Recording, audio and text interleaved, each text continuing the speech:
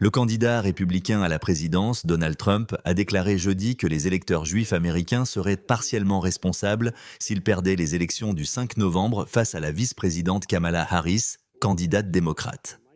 Lors du sommet national du Conseil américano-israélien à Washington, l'ancien président s'est plaint d'être derrière Harris en termes de soutien des Juifs américains.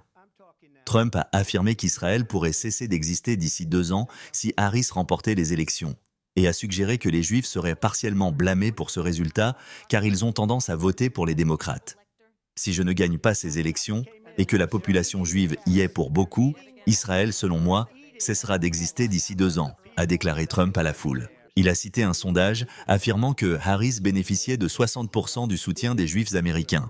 Il s'est également plaint d'avoir obtenu moins de 30% des voix des Juifs américains lors des élections de 2016, qu'il a remportées, et de 2020, qu'il a perdu face au président démocrate Joe Biden. Il n'était pas clair de quel sondage Trump parlait, mais un récent sondage de Pew Research a révélé que les Juifs américains favorisaient Harris plus que Trump, avec un rapport de 65% contre 34%. La campagne de Trump a fait du soutien des électeurs juifs une priorité dans les États clés.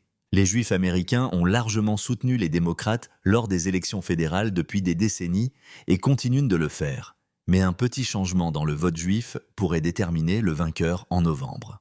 Dans l'État clé de Pennsylvanie, par exemple, il y a plus de 400 000 Juifs, dans un État où Biden a remporté la victoire avec 81 000 voix en 2020.